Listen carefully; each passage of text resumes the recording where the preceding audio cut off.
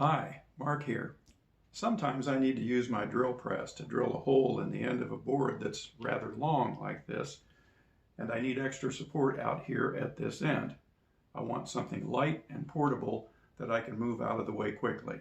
Let me show you what I came up with. This is my portable work support, and it only weighs 2 pounds. It's easy to move around. And it's made from cut-offs and wood scraps almost entirely. Here on the top you just have a piece of 1x3, about 8 inches long. These are also 1x3s down here that I made the legs out of. Those are just cut-offs from some other parts that I've made for a different project. And these are just a couple of lengths of 1x2s. That's the majority of it, besides the knob and the T-bolt that make for the adjustment here. Well, that's the big picture. Let me show you the details. This is the lower portion of the work support, made up of this 1x2 with the 4 legs simply glued to the face and to the edge on all 4 sides. And of course, I lined it up so that it would be perfectly perpendicular to the floor.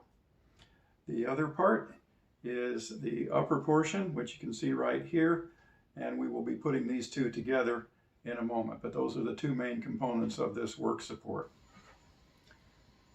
All right, let's take a look at the detail on this lower portion.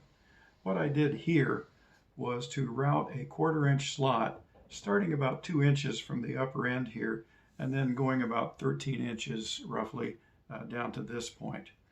I used a 1/4 inch router bit and cut about a 1/4 inch deep, then a 1/2 inch deep, and then all the way through on the 3rd pass to get that slot all the way through the 1x2 there. And then I switched to a 1/2 inch bit and cut this slot about 3/16 inch deep right along that same line. And the reason for doing that is so that the T-bolt will fit in there and lock into that slot. We'll see that in just a moment. Okay, that's that portion.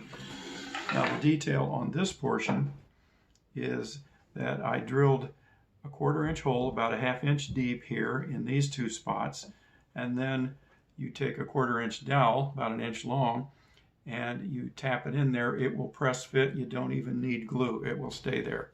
Be very solid. Then I drilled a 9/32 hole. That's just slightly larger than a 1/4 inch, so that the T-bolt will slip easily through it here. And then this piece will mount to this piece. You may be able to see here that I've also included some measurement markers here so that when I put this thing together, I can register one of those measurement markers against the top edge here and tell exactly how high I'm setting my work support. All right, let's just put this together now. First, I'm going to slip the T-bolt into there. Then we're going to bring this piece up and slip the T-bolt into that hole, line up the pins in the slot, and then just turn it over and add the knob and spin that down. And we can turn it back over here, and let's just set it to 40 inches there, registering at the 40 inch mark, and then just tighten it up, and this work support is ready to go. There you have it.